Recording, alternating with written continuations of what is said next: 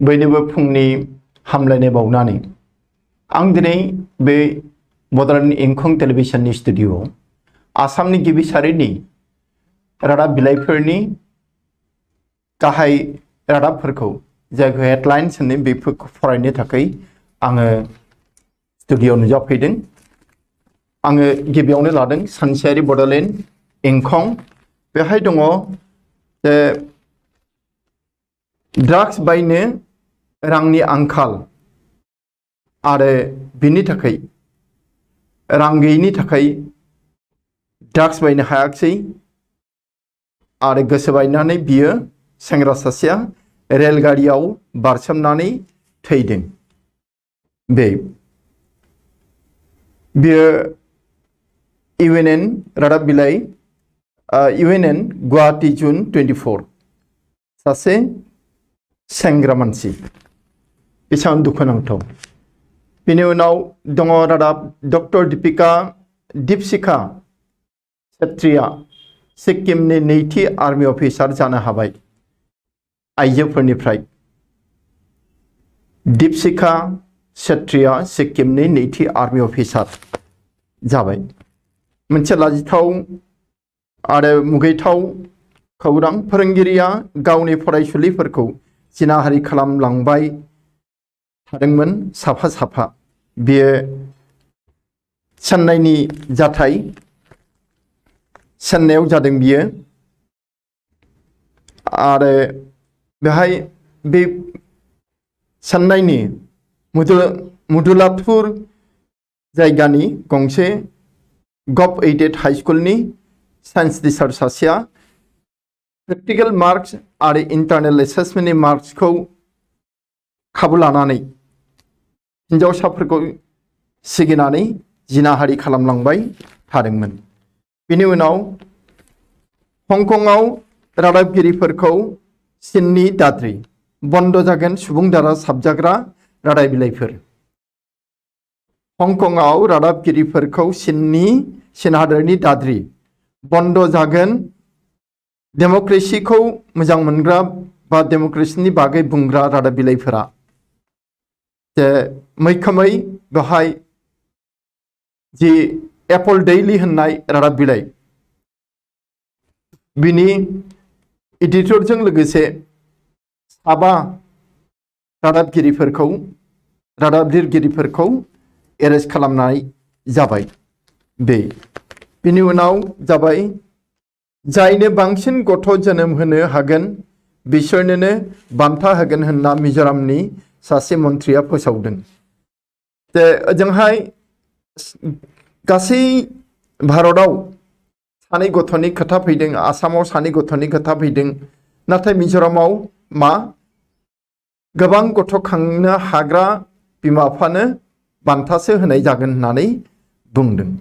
बिनि मोनसे खोथाया जाबाय मिज'रामाव सुबुं सानखोआ जोबोद खम, हाया बुरजा दङ आरो जि सुबुं बांथाय सुबुंनि जोनोम हार बेबो खम। बिनि उनाव दङ रादाब। बे रादाबा जाबाय सोरखारि मावफारियाफोरा लायाब्ला जुन दाननि दान बान्थाखौ मोननाय नङा। सरकारि साख्रियाफोरा जुदि भेक्सिन लायाबा अब्ला जुननि दान बान्थाखौ मोननाय नङा होननानै आसाम सोरखारा हुमखि होदों। रादाब मोनसेबाव गुवाहाटीनि आबहावाया गुबुंले जानो हमबोदों। बिनिफ्राय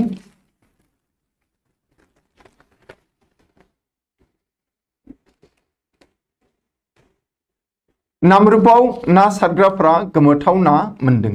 सम सम बिदि रादाब ओंखारबाय थायो, माने जाथो आगोलाव नुफेरि मोनफेरि ना सम सम मोनो। बेनिफ्राय फैबाय रादाब जे मोनसे गरिब नखरा गावनि असे फिसा 1 दान 10 साननि उन्दै गथ'खौ फानदों।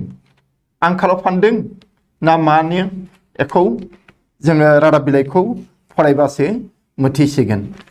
बिनि उनाव फैबाय रादाबा खेलानि भारतनि सेनियर हौवा हकी हानजानि थाखाय गोदान कचनि फोसावसिगोन गोदान कच फोसावसिगोन होननानै हकी इन्डियानि बिथोनगिरि डेभिड ज'ना फोरमायदों।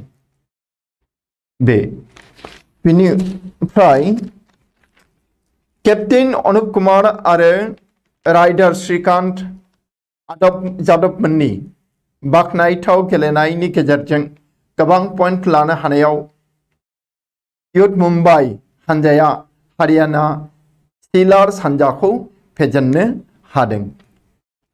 बे सावथुन मुलुगनि रादाब गाहाय होदों मा बलिउडनि फावखुंग्रि शिल्पा शेट्टीआ आयुर्वेदिक मुलि बानायग्रा कारखानाखौ गावनि फट'खौ स्टाफ होनो हेंथा होदों। शिल्पा शेट्टी। बिनिफ्राय फावखुंग्रि सुस्मिता सेननि फोसावनाय मोनसे पस्टआ साफ्रोमखौबो गोमोहोदों। मा रादाब? रादाब बिलाइखौ फरायबासो जोङो मोजाङै मिथिसिगोन। बिनि उनाव जों थांनि आसामनि मोनसे मैखोम रादाब बिलाइ, बे जाबाय अग्रदूत। बे अग्रदूत रादाब बिलाइयाव दङ बे ऋण रेहायर सर्तत अनुमोदन केबिनेटर। मैया हिमन्त बिश्व शर्मानि जि मन्त्रि आफाद बेनि केबिनेटआ जदोंमोन आरो बहाय बै माइक्र' फाइनेन्सनि जि दाहार बे दाहारखौ रेहाय होनायाव अनुमोदन होदों।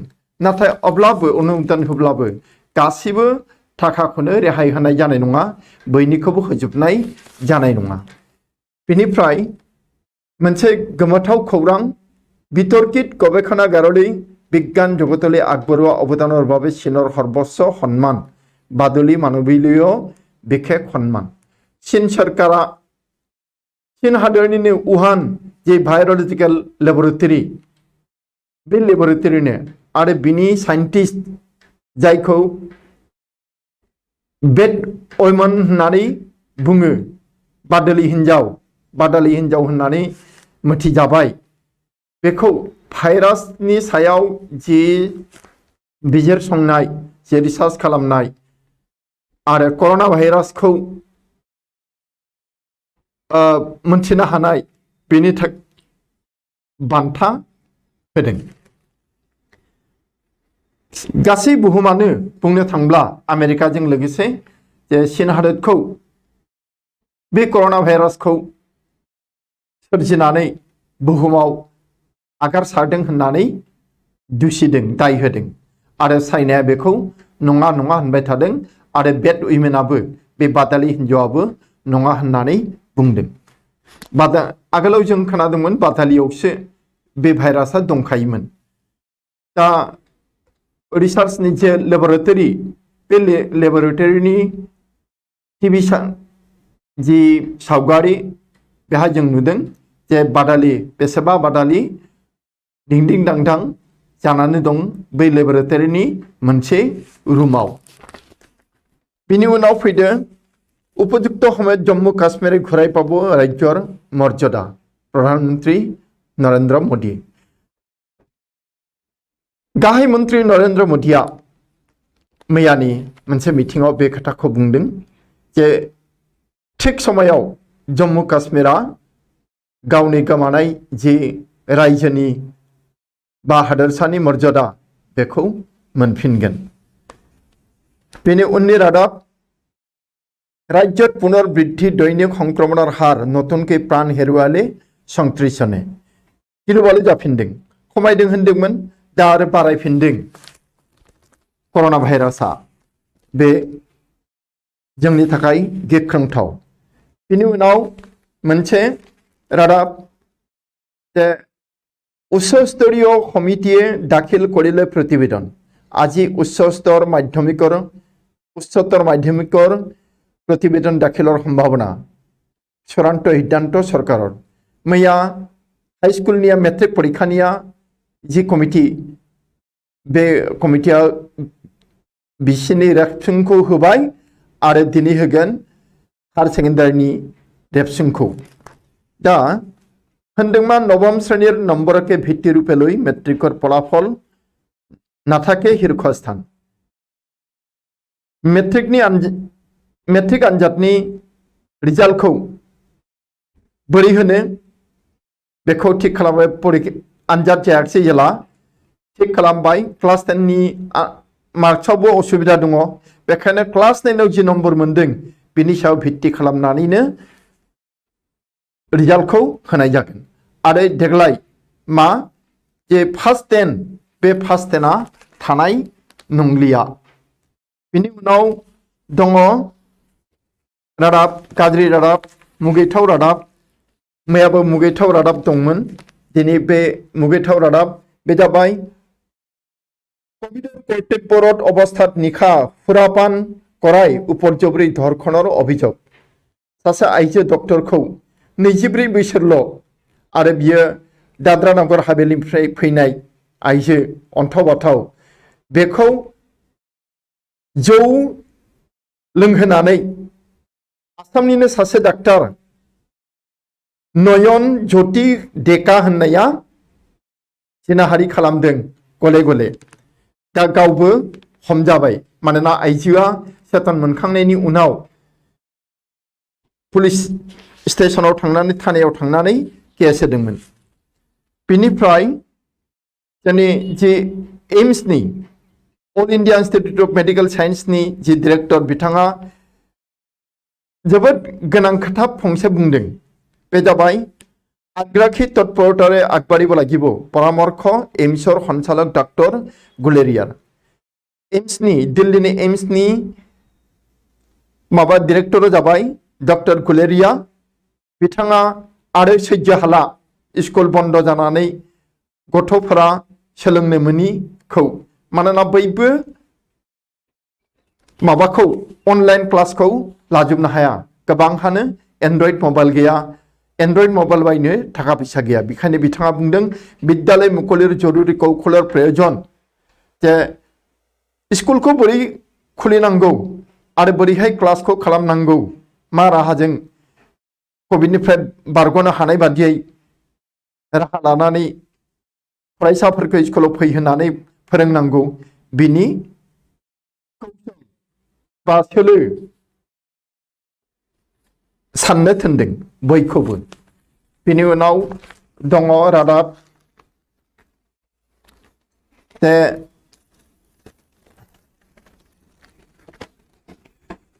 प्रशासनिक भवन उद्বোधनी অনুষ্ঠানে মন্ত্রী দাস रंजित दास आरो इनिफ्राय डॉक्टर रमेश पेगु सोलोंथाइ बिफाननि मन्त्रि डॉक्टर रमेश पेगुमोना नैबे खोथाखौ बुंदों मैया पाठशालायाव फैनानै।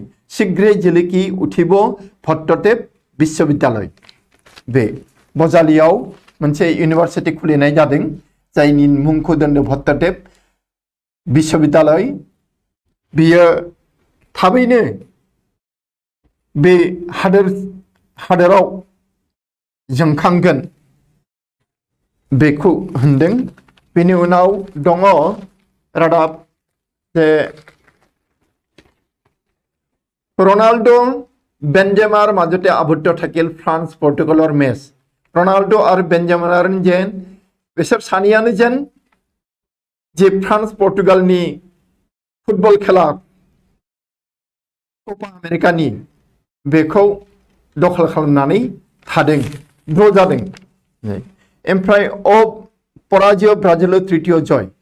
ब्राजिला थामथि खेबनि थाखाय देरहाबावबाय थामथि मेचआव कपा आमेरिकानि खेलायाव बे।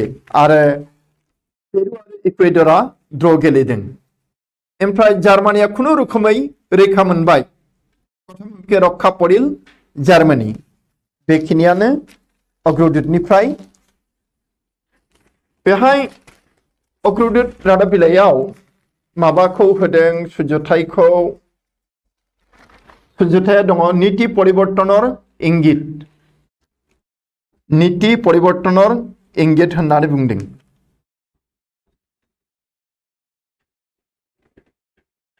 इनिफ्राय मोनसे रादाब স্পেইনৰ কাৰাগাৰত আত্মহত্যা এণ্টিভাইৰাছ ছফ্টৱেৰৰ পথিকৃত নিৰ্মাতা জন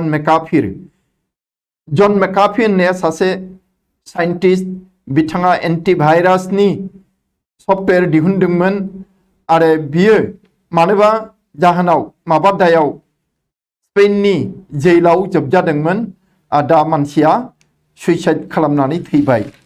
बेनिफ्राय गोमोथाव मोनसे रादाब बिजेपिर अनलाइन क्लासत ममता बेनार्जी कने दिले लिंक श्रुत जानाय बिजेपिनि अनलाइन क्लासाव पार्टीनि आरो अनलाइन क्लासाव ममता बेनार्जीया लिंक मोनदों। सोर होखो बेनो लिंकखौ?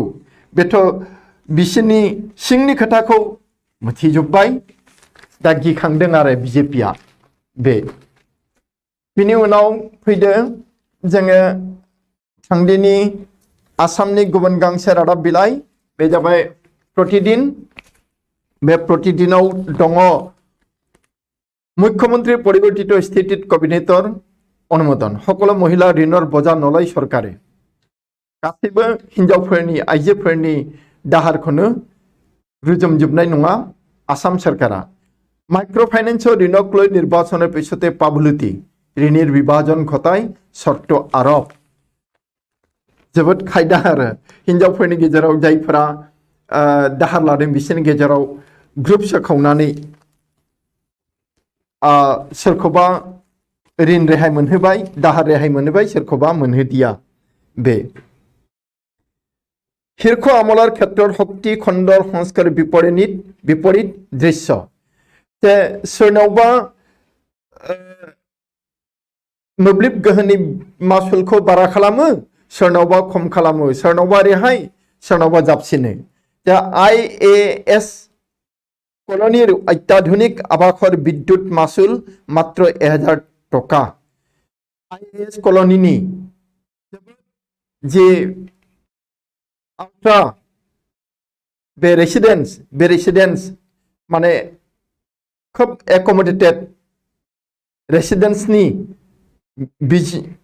मोब्लिब गोहोनि बिला एसेबां खम जाथावा, नाथाय बेहाय 1000सेल' होननानै बुंदों।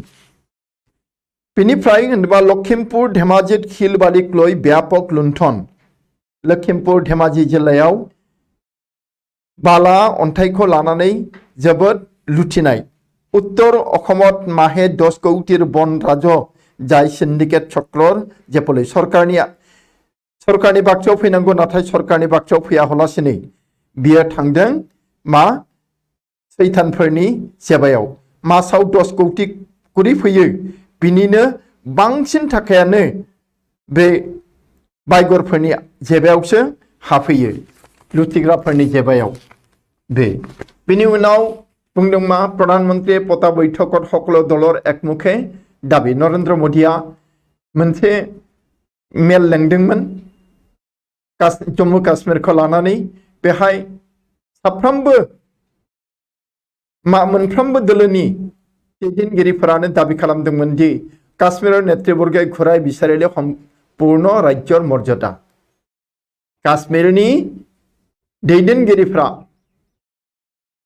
जम्मु काश्मीरनि जे खोमानांनाय जे स्टेटहुड पूर्ण राज्यनि जे मर्यादा, बे मर्यादाखौ मोनफिननो दाबि खालामदों, होफिननो दाबि खालामदों। बेनिफ्राय उद्धार अभियान अब्याहत। मेघालयाव जे मोनसे खैला खनियाव जाब्रबथाय जादोंमोन, एक्सिडेन्ट, बेहाय मैया नैथि मानसिनि गोथै सहखौ बोखांनो हाबाय। बेखिनियानो अखमिया प्रतिदिननिफ्राय। बिनि उनाव आमार अखमाव दङ, बे आमार अखम रादाब बिलाइयाव दङ कथाय प्रति जानांगौ, कथाय प्रति दरमाहा कर्तনৰ भाबुकी क्षुद्र सरकारि कर्मचारी। सोरनि बेथन दानो? सरकारि साख्रियाफोरनि। खोथा फंफ्रामबो बेल', इलेक्ट्रिसिटि बिल होआबा दरमाहा होआ, कभिडनि भेक्सिन लायाबा दरमाहा दानजागोन। बेफोर मोनफा मोनफा हुमखि। बेखौ सरकारि साख्रियाफोरा खोनानानै जोबोद दुखु मोनदों आरो बिग्रायखांदों बे आरो दासिम मा राज्यत 2.5 कौटि भेक्सिन दिबोलै बाकी दासिम 2.5 कौटि दंबावो 3 कौटि बेसे लाखनि सुबुंनि गेजेराव दा 2.5 कौटियानो बाकी दंबावो माबा मोननो भेक्सिन मोननो दे बेनि उनाव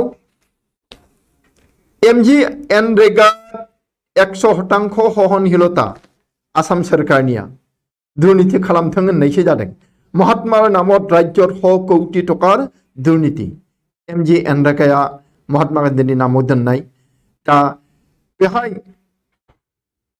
100 कौटि 100 crores थाखानि दुर्नीति जादों बेखौ बुंदों आरो इनिफ्राय मोनसे मोजां रादाब बे जाबाय कनेस्टेबल हल बरसिं बे जायो 12 कौटि 13 कौटि थाखानि ड्राग्स हमहोनो हादोंमोन बे मानसिया हमगार्डसोमोन दा बेखौ मा खालामबाय मैया पुलिस कनस्टेबलाव प्रमोशन होबाय आरो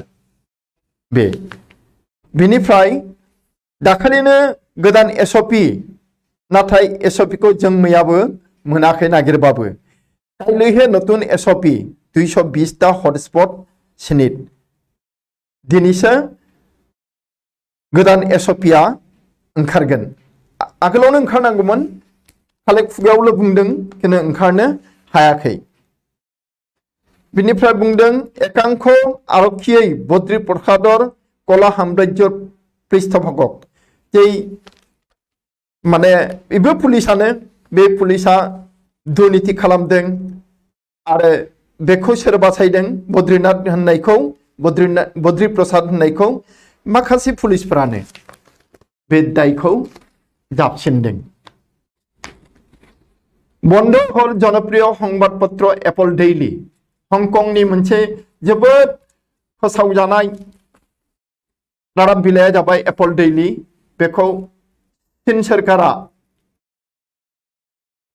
डेमोक्रेसिनि बागै खोथा बुंनाय आरो गावसोरनि बेरेखायै खोथा बुंनायनि थाखाय रागा जोंनानै बन्द खालामनानै होबाय बन्द खालामनायनि सिगां बिनि जे एग्जिकिउटिभ एडिटर आरो साबा रादाबगिरिफोर बिसोरखौ खादोंमोन एरेस्ट खालामदोंमोन बेनिफ्राय मा आश्चर्य एन्डुर नियक कम्बोडियार सेनाबाहिनी जाथो खोथा जों खोनायो जों मिथिगौ जे आर्मियाव गराय दङ सैमा दङ नाथाय कम्बोडियानि आर्मि हान्जायाव दा मा एन्जरखौबो सोफावबाय बेजोंबा मा मावगोन खोन्था रोंला बिनिफ्राय फटाहिलत ड्राग्स सह तिनि माफिया ग्रेप्टार फटाशिलाम्बारि गुवाहाटीनि बेहाय 3 ड्राग्स माफियाखौ हमनो हादों आरो मोनसे बेखौ फरायथारनांगौ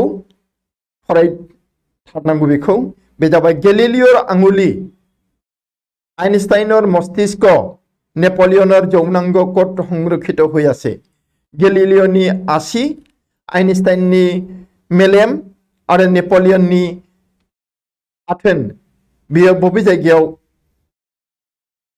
माबा प्रिजार्भ खालामनानै दोनजादों रादाबखौ फरायबा नोंथांमोना मिथिगोन आरो रादाबखौ फरायदो आरो खोथाखौ मिथिनानै लादो बेनि उनाव गुबुन गांसे रादाब बिलाइ बे जाबाय नियमिया बार्ता बेहायबो गुबुन रादाब आगोलनि रादाब बिलाइफोराव थानाय रादाबानो दङ अब्लाबो मोनसे गाज्रि रादाब बेहाय दस्रा रादाब दङ जे अखमर सांसदर स्वरूप उदुङाय राष्ट्रीय संबाद माध्यमत सानसलिकर बातरि आसामनि सासे MP बेजा बदरुद्दिन आजमल बिनि जि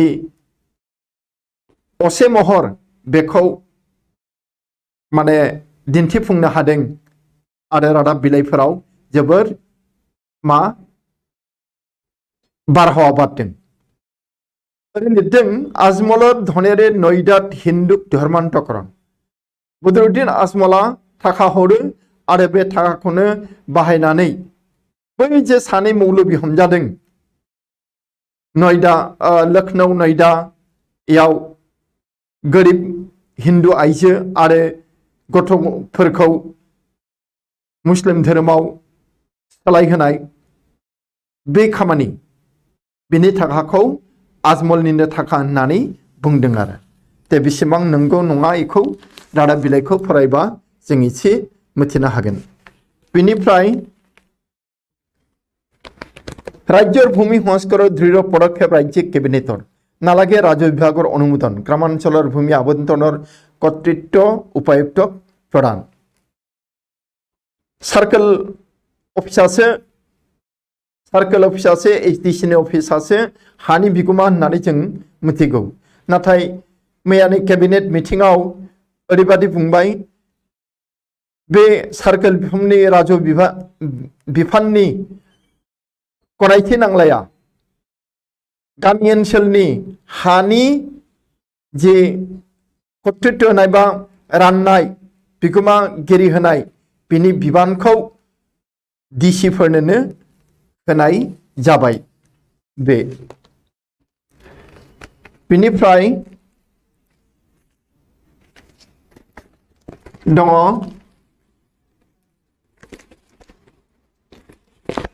दिल्ली स्थित इजराइलर दूतावासत बिस्फोरण कारगिলত 4 শিক্ষাৰ্থীক গ্ৰেপ্তাৰ दिल्ली आरक्षीर এই যে दाखालि इजराइलनि माबायाव दरखं मोखाङाव बमा बेरफ्रुदोंमोन बेजों लोब्बा थानाय बा बमा होग्रा 4 फरायसाखौ हमनो हादों बिसोरो कारगिलनि काश्मीरनि फरायसा दिल्ली पुलिसा हमनो हाबाय आरो बेनो इनिफ्राय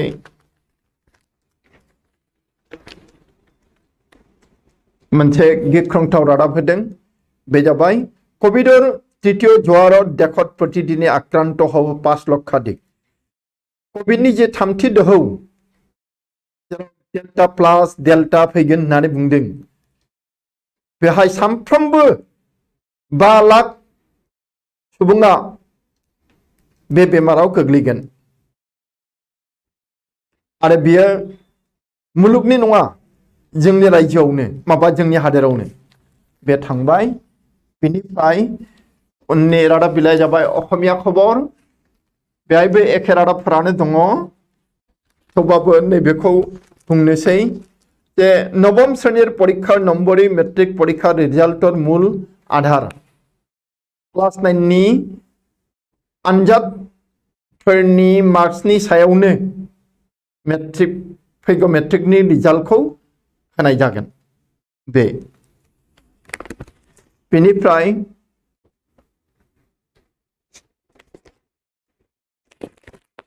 नगावत 31টি শিশু कोविडत आक्रांत 33 उन्दै गथ'फोरा कोविडआव माबादों साग्लोबजादों कोविडजों बाग्रायजादों बे गरुर सिन्डिकेट गसर निया सीबीआई प्रदान কৰিবলৈ কংগ্ৰেছৰ দাবী खालामदों जे बे मोसौ सिन्डिकेटनि केसखौ निया आरो सीबीआईनो होनांगौ बे बेनिफ्राय गुवाहाटी इउनिभार्सिटिनि मोनसे डिस्टेंस एजुकेशन लार्निं होनदोंमा आइडल केलेंकारि जरितै हास्ति पाबय লাগিব आइडल केलेंकारियाव लोब्बा थानाय बिबानगिरिया शास्ति मोननांगोननानै छात्र हन्थाया दाबि खालामदों बेनिफ्राय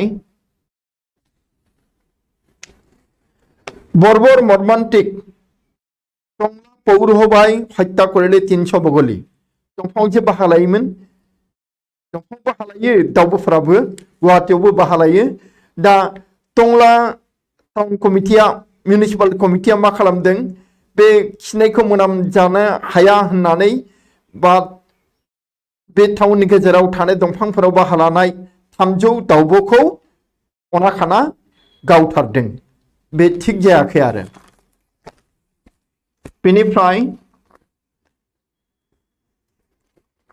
ধুবুৰী উপায়ুক্ত কাৰ্যালয়ত 15 বছৰে চকী সলনি নহল জ্যেষ্ঠ সহায়িকাৰ যে सासे आइजो दङ गिदिर अफिसार धुबुरी डिसि अफिसाव बेनो बे ट्रेन्सफार आरिफोरखौ मावजोबो बिहा नाथाय दासिमबो खुनु जायगायाव ट्रेन्सफार जायाखै 15 बोसोरानो 15 बोसोरानो धुबुरीयावनो दंसै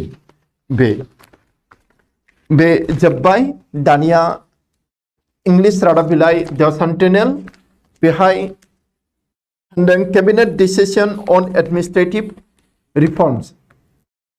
Administrative बा हादोर खुंनाय बे जे प्रशासनिक व्यवस्था बेखौ सोदांनांगौ बाहाय केबिनेटआ मैया जिरायनाय मन्त्रि आफादनि मिटिंआव बे थांखिखौ नाजावनाय जायो। State budget to be tabled on July 16. Ajanta नेवगा बुंदों जोंनि आसामनि गोदान जि थाखा बिफाननि माबा आइजो मन्त्रि अजन्ता नेव बिथाङा बुंदों जे फैगौ 16 जुलाइ खालि स्टेट बाजेटखौ दाखिल खालामनाय जागोन। बे मोनसे रादाब जे Nagaland governor criticizes NSCN IM over tax collection. जे नागालैंड सरकारा सोंखारिदों NSCN आइजेक मुइबा बे थिउरिया हान्जाया दाबो टैक्स कालेक्शन खालामगासिनो दङ मानसिफोरनिफ्राय बे थिग नङा बे आरो बेनिफ्राय Germany advance after 2-2 draw with Hungary. जार्मानिया हांगेरीजों गेलेदोंमोन मैया खुनुरुखुम दहायजे बुंदों खुनुरुखुमसो मान सन्मान रैखा जाबाय होननाय मानोना हांगेरीजों गेलेनायाव बिसोरो 2-2 गलाव ड्र खालामनो हादोंमोन जेनाखसै खुनुरुखुम देरहानायाथ' देरहाखायाखै जेनाखसैबो बिनि उनाव गांसे रादाब बांला रादाब बिलाइ बे जाबाय जुगक संख बेहाय माबालायनो 25 जुननि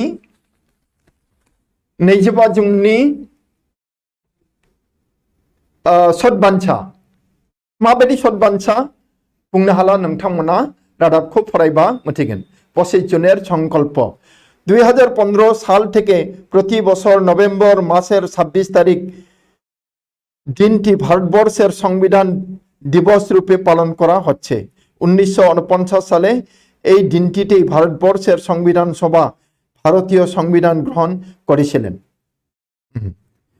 बे 26 नभेम्बर खालि जे 1949 मायथाइनि 1949 मायथाइनि 26 नभेम्बर खालि जे गोदानै रनसाय जानाय भारतारि संबिजित बे संबिजितखौ नाजावनानै लानाय जादोंमोन बे नाथाय गोथौ खोथा आरो दंबावो नोंथांमोना फरायबा बेखौ मिथिगोन बेनिफ्राय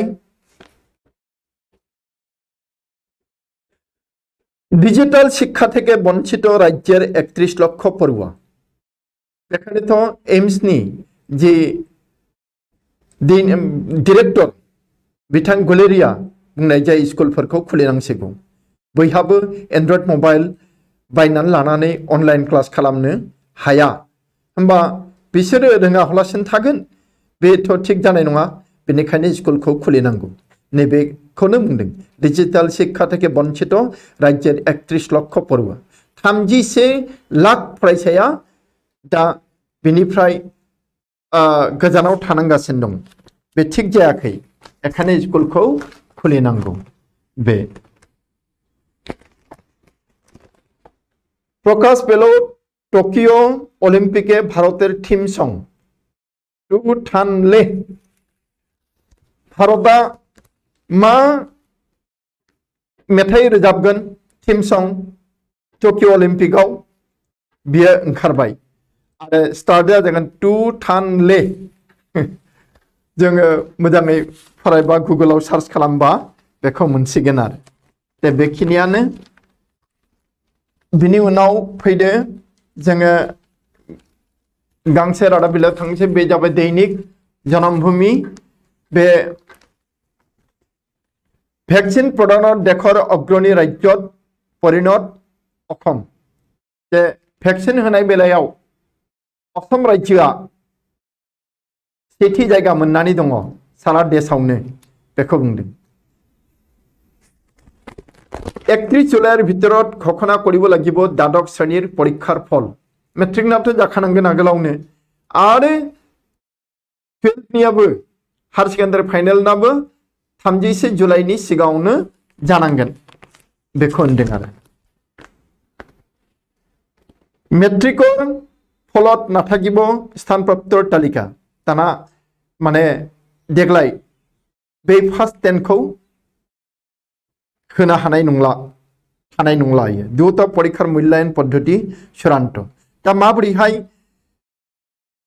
रिजाल्टखौ थिक खालामगोन बिनि जि फर्मुला बे फर्मुलाया थिक थाक जाजोब्बाय आरो सिन्था गैला आरो परीक्षानि रिजाल्टखौ होनो हासिगोन गोबावजोंब्लाबो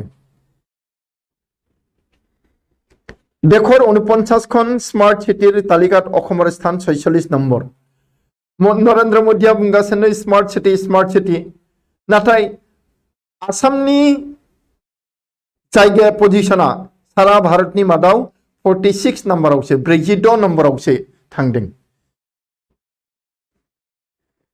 ओमफ्राय मोनसे गाज्रि रादाब मुगैथाव रादाब जे गुवाहाटीनिफ्राय खारखुमानाय सासे माबा फालांगि बियो सुन्दरी जुबुतिरि बाराणसीर हटेलत आसे सन्दीप जालान होननाया माबा दायाव आसामनिफ्राय खारखुमा लांनानै गुवाहाटीनिफ्राय खारखुमा लांनानै बियो माबायाव दंहैयो बाराणसीनि गंसे हटेलाव सासे सिख्ला लानानै बेनिफ्राय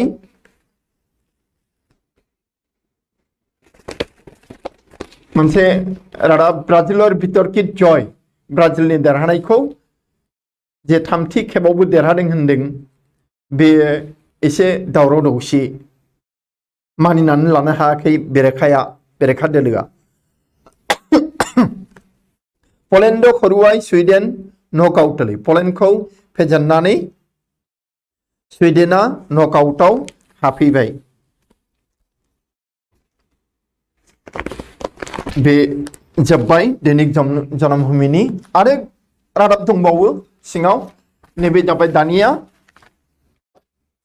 दैनिक अखम बे जोबथा रादाब बिलाइ जोंनि आखाइनि बे जाबाय होनदोंबा नीति निर्देशना हाजो नहवाखै क्षुद्र ऋण रेहायत केबिनेटर अनुमोदन कुनु नेम नीति गैया हलासिनो माइक्र फाइनेंस नि दाहारखौ खायफा हिनजावफोरनो रेहाय होनाय जासिगोन होननानै जे थांखि लादों केबिनेटआव बे थिग जायाखै आरो बेखौ बुंदों बेनिफ्राय समष्टि पुनर्निर्धारणेरे जम्मु आरो काश्मीरर असिरै निर्वाचन डिलिमिटेशनखौ गोदानै खालामनाय जागोन जम्मु एन्ड काश्मीराव आरो बे डिलिमिटेशन खालामखांनायनि उनावनो बेहाय बिसायख'थि खुंगोन भारत सरकारा बे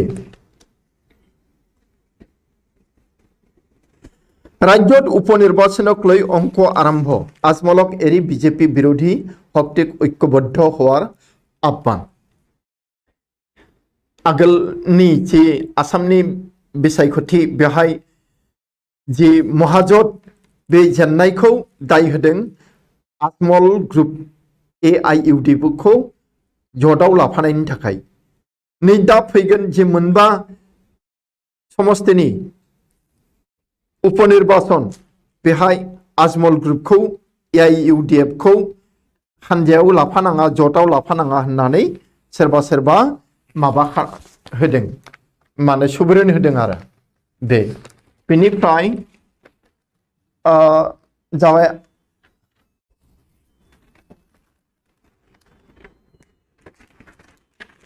দিছপুরের দ্বারা উপেক্ষিত রাষ্ট্রীয় বীর শহীদের পৰিয়াল দিলীপ কুমাৰ দাসৰ অনুপস্থিতিত পাৰ কৰিছে বেদনাগধুৰ সময় যে দিছপুৰ মানে आसाम सरकार बियो सासे राष्ट्रीय बीर माहारियारि बीर जे शहीद जादों मुंख्लं जादों बेखौ नासयगासिनो दङ बेखौ होनदों।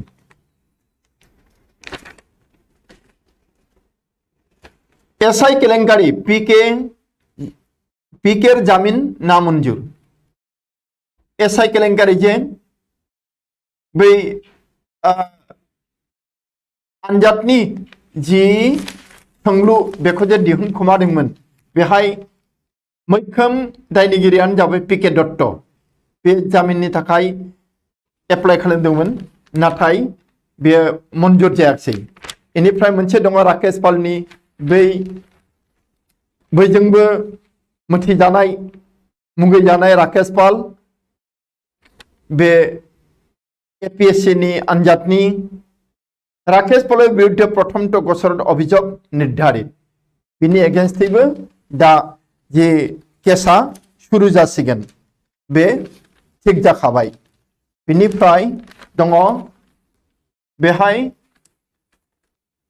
सुजुथायाव डेल्टा विभीषिका होननाय डेल्टा भाइरासनि डेल्टा भेरिएन्टनि गिख्रंथाव महर बे। बिनिफ्राय बे 25 जुनार संकल्प बेहायबो दङ बेखौ जोङो मोजाङै मिथिनांगौ। रादाब बिलाइखौ फरायबा जों मिथिगोन, गुगोलावबो सार्च खालामबा जों मिथिगोन। व्यवसायीफोरा कृषिलै खापलि मेला एगराकि उद्यमी आगोलाव बिजनेस खालामदोंमोन उनाव बियो आबादथिलियाव थाङो। बिथांनि मुङा जाबाय धजेन नार्जारी। दा बियो गावनि सायाव फोथायनाय फैबाय। बियो माबा माबि फिथाइनि आबाद खालामो आरो बे ड्रेगन फिथाइजे बेखौबो खालामो आरो लाब जानो हादों बे खोथाखौ बुंदों।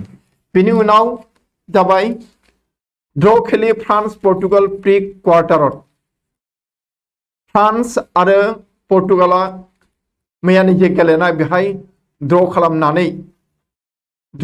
खालामनानै मोन्नैबो प्रि क्वार्टाराव हाबबाय।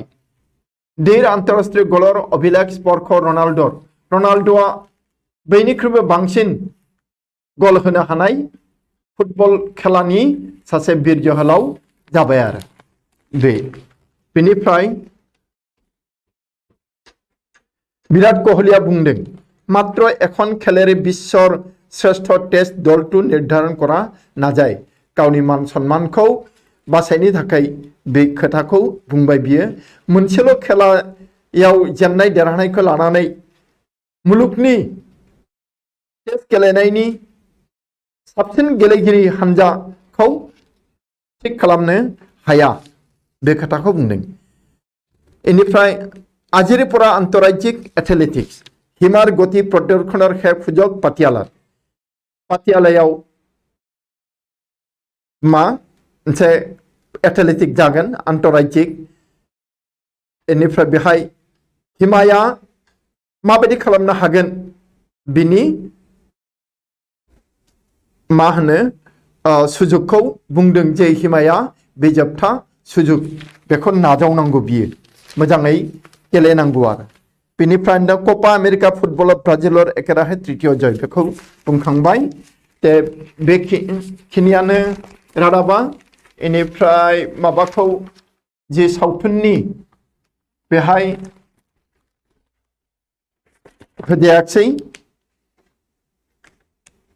ছাগলী হেৰুৱা কেন্দ্ৰ কৰি বিবাদ পত্নী ৰেলৰ চেপাত মৃত্যু পতিৰ আত্মহত্যা। बिसिया रेलाव बारसोमनानै थैबाय फिसाया सुइसाइड खालामबाय। बे सयगाव आरक्षी राजस्थान उत्तर प्रदेशत अभियान सयगाव जे पुलिस थानानि पुलिसफोरा राजस्थान आरो उत्तर प्रदेशआव बे तालासि सलायहैदों आरो बियो मानि तालासि हिनजाव लांखारनाय ना आइजो लांखारनाय बेनि केसनि सायाव भित्ति खालामनानै नारी हरबाराकारिफोरा उद्धार 4 किशोरी 7 आइजोखौ रैखा खालामनो हादों बे बाइगर आइजो लांखारगिरिफोरनिफ्राय। ते दिनैनि जि रादाब फरायनाय एसेखिनियानो जोंनि आखायाव समाबो बिदि गैला। बेखायनो आं जोबथारनायाव नोंथांमोननो गासैनोबो आंनि खुलुमनाय जासिनानै दिनैनि रादाब बिलाइ फरायनायखौ एसेयावनो फोजोबबाय। गोजोन्थों।